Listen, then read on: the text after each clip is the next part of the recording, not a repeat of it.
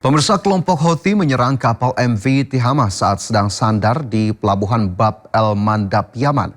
3 WNI diduga menjadi korban.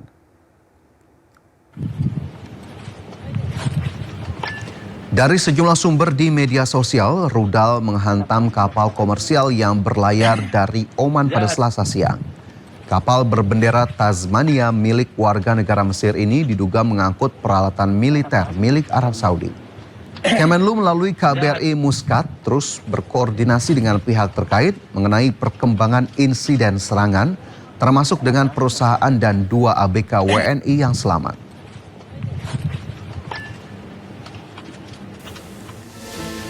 Kementerian Luar Negeri sudah mengeluarkan rilis, 2 ABK WNI terluka sudah mendapatkan perawatan. 1 ABK luka ringan tidak membutuhkan perawatan, sementara 1 ABK lainnya terluka dirawat di rumah sakit. Kapal MV Tihamah membawa 11 ABK terdiri atas 8 ABK warga negara Palestina dan 3 ABK WNI.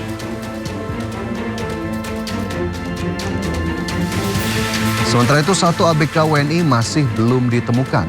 Namun sejumlah kabar beredar 1 ABK WNI meninggal dunia dan 3 lainnya yang meninggal merupakan ABK warga negara Pakistan. Kementerian Luar Negeri dan KBRI Muscat mengupayakan penanganan bagi ABK WNI yang terluka dan mempersiapkan fasilitas kepulangan. Sebuah pesawat tempur F-16 milik Angkatan Udara Turki jatuh di kawasan Yalova. Bola api membumbung ke langit saat pesawat tempur F-16 milik militer Turki jatuh di Provinsi Yalova saat menjalani latihan terbang. Sang pilot berhasil menyelamatkan diri dengan kursi pelontar. Pilot kemudian dievakuasi ke Rumah Sakit Provinsi Yalova untuk menjalani pemeriksaan. Kementerian Pertahanan Turki menyatakan pesawat mengalami gangguan teknis ketika menjalankan penerbangan rutin.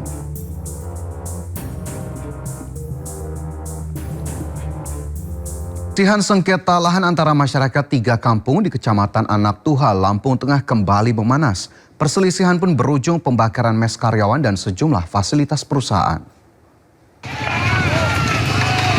Halus!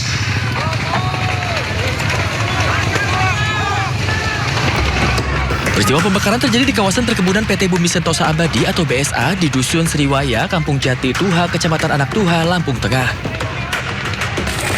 Sejumlah warga mendatangi kawasan perusahaan dan meminta seluruh karyawan serta penghuni mes untuk meninggalkan lokasi. Setelah karyawan dan penghuni mes meninggalkan lokasi, massa kemudian membakar sejumlah bangunan dan fasilitas perusahaan. Api membakar mes karyawan, gudang, 1 unit sepeda motor, tangki solar, serta 3 unit mobil milik perusahaan. Tidak ada korban jiwa dalam peristiwa ini. Aksi pembakaran terjadi akibat konflik lahan antara masyarakat dan PT BSA yang telah berlangsung selama belasan tahun. Ratusan aparat kepolisian dan TNI kini masih melakukan pengamanan di kawasan PT BSA. Dari Lampung Tengah, Lampung, Ferry Syaputra, A-News melaporkan. Pemirsa, penumpang kereta gantung di Manizales terpaksa tergantung di ketinggian setelah gempa bumi berkekuatan magnitudo 7,4 menghentikan sistem kereta gantung di Kolombia pada hari Senin. Rekaman video memperlihatkan para penumpang terdampar di dalam kabin, di mana beberapa di antaranya menangis dan berdoa sambil melihat ke arah kabin kereta gantung lain yang terhenti, serta struktur bangunan yang rusak di bawahnya. Sementara itu, operator terdengar mengimbau mereka untuk tetap tenang. Seluruh penumpang di seluruh jaringan sistem berhasil dievakuasi tanpa ada korban luka. Di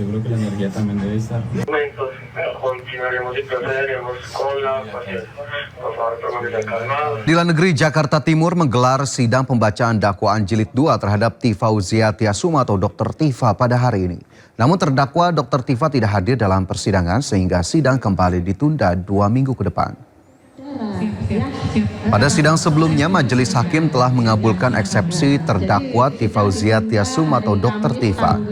Perkara Dr. Tifa kembali diperiksa oleh majelis hakim yang sebelumnya menangani perkara yang sama, yakni Christina Endarwati sebagai ketua majelis dengan hakim anggota Rudi Rafli Siregar dan Matilda Christina Katarina.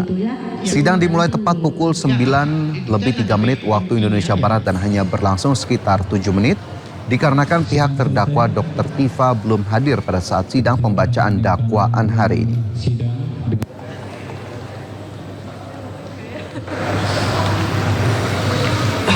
Dan pemirsa, untuk mengetahui informasi terkini kita terhubung dengan Anissa Rizkia di Pengadilan Negeri Jakarta Timur. Anissa, kenapa sidang Dr. Tifa ditunda pada hari ini?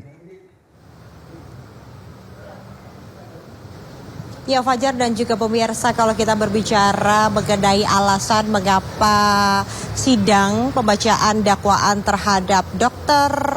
Fauzia Tiasuma atau Dr. Tifa ini ditunda dan memang dijadwalkan pada pukul 9 waktu Indonesia Barat.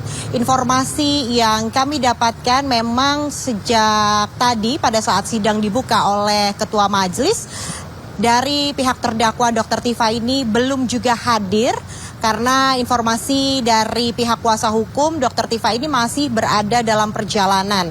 Dan tentunya ini menjadi alasan dari pihak Ketua Majelis akhirnya menentukan bahwasannya sidang hari ini yang rencananya akan digelar ini ditunda selama 2 minggu ke depan dan akan dilaksanakan kembali pada tanggal 27 Agustus mendatang di lokasi yang sama, yakni di Pengadilan Negeri Jakarta Timur.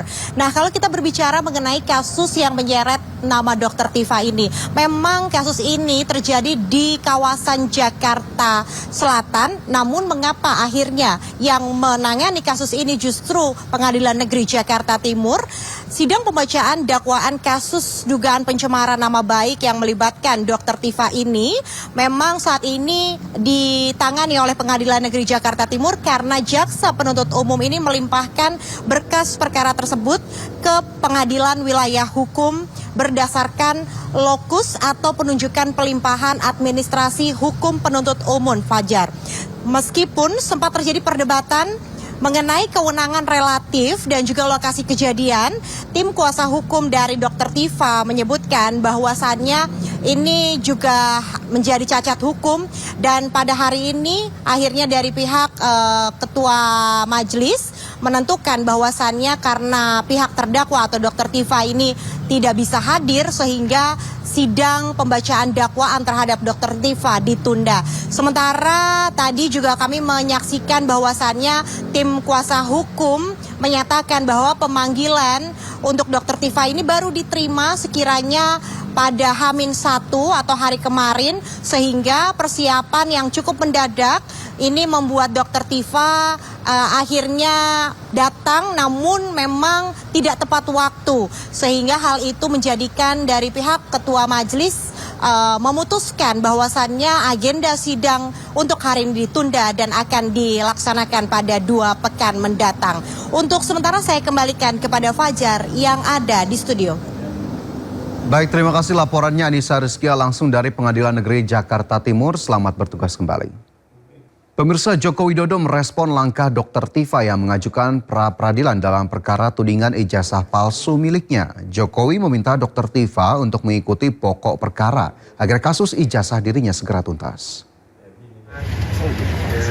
Presiden ke-7 Indonesia Joko Widodo pertanyakan alasan Dr. Tifa dalam mengajukan pra-peradilan kasus tudingan ijazah palsu miliknya.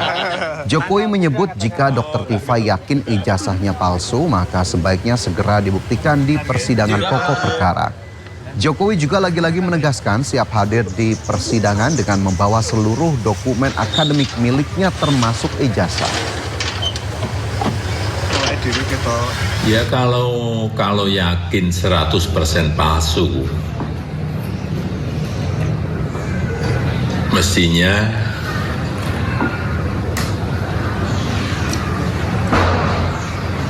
masuk ke pokok perkara di persidangan itu diikuti, tidak malah pra-peradilan. Biar perkara ini segera selesai, masalah ini bisa segera selesai. Kalau untuk sidang rencana besok dari Pak Jokowi seperti apa, Pak? Kalau siap hadir kalau Hadir, kan sudah saya sampaikan saya akan hadir membawa ijazah SD, SMP, SMA dan nanti yang S1 yang sekarang di Kejaksaan semuanya akan kita tunjukkan. Mantan Menteri Pendidikan, Kebudayaan, Riset, dan Teknologi Nadiem Makarim kembali menjalani sidang banding di Pengadilan Tinggi DKI Jakarta terkait dugaan korupsi pengadaan laptop Chromebook. Nadiem menyoroti uang pengganti 809 miliar rupiah dan menegaskan dirinya tidak pernah menerima uang tersebut. Dalam sidang banding, pihak Nadiem menghadirkan dua saksi dari pihak Gotoh, Andre Sulistyo dan Adesti, untuk kembali membuka fakta-fakta yang menurutnya belum dipertimbangkan dalam putusan pengadilan negeri. Nadiem mengklaim transaksi 809 miliar rupiah tersebut tidak pernah masuk ke rekeningnya dan seluruh dana telah kembali ke rekening PT AKB. Nadiem juga membantah adanya hubungan antara transaksi 809 miliar dengan kebijakan pengadaan laptop Chromebook termasuk dengan pihak Google. Menurutnya pemberian uang pengganti tidak sesuai dengan pertimbangan putusan pengadilan negeri yang menyebut tidak ada unsur memperkaya diri. Nadiem turut menyinggung perkara IBAM yang juga terkait kasus pengadaan laptop Chromebook dan Windows yang mana menurutnya IBAM tidak pernah menerima aliran dana. Bahwa 809 miliar itu tidak sepeser pun saya terima. Bahkan saya tidak mengetahui mengenai transaksi 809 miliar itu karena memang semua sudah dikuasakan kepada Gotoh, semua urusan korporasi. Bukan hanya tidak menerima sepeser uang pun, uang itu seutuhnya balik ke rekening PT AKAB dan semuanya bukti transfernya sudah ada. Dan yang lebih janggal lagi adalah bahwa transaksi itu tidak ada hubungannya dengan Google, pihak yang dituduh diperkaya oleh kebijakan saya. Jadi bayangkan betapa kejamnya penuntutan dan manipulasi fakta dan hukum di era Jampitsus yang lama. Bahwa suatu transaksi yang tidak ada hubungannya dengan saya, tidak ada hubungannya dengan Google, dicomot begitu saja lalu dijadikan tuntutan uang. Pemirsa, pendaftaran untuk masyarakat umum yang ingin menghadiri peringatan HUT RI ke-81 di Istana Merdeka telah dibuka. Aturan baru yang diberlakukan, pihak istana akan menyaring pendaftar hanya untuk yang belum pernah mengikuti upacara di Istana Merdeka. Istana Merdeka terus bersolek jelang perayaan Hari Ulang Tahun Republik Indonesia ke-81, 17 Agustus mendatang. Tak hanya pejabat dan tokoh penting, masyarakat umum juga bisa menghadiri perayaan Hari Ulang Tahun Republik Indonesia di Istana secara gratis. Namun ada aturan baru yang dibuat oleh pihak istana, yakni untuk masyarakat yang belum pernah mengikuti upacara di istana yang diperbolehkan ikut pada tahun ini. Majelis Ulama Indonesia mengharamkan hadiah dari uang pendaftaran lomba perayaan 17 Agustus. Pasalnya praktik ini dinilai tergolong judi. Dikutip dari laman MUI Digital, Wakil Sekretaris Komisi Fatwa MUI Kiai Haji Muiz Ali menegaskan penyelenggaraan lomba perayaan 17 Agustus hukumnya boleh.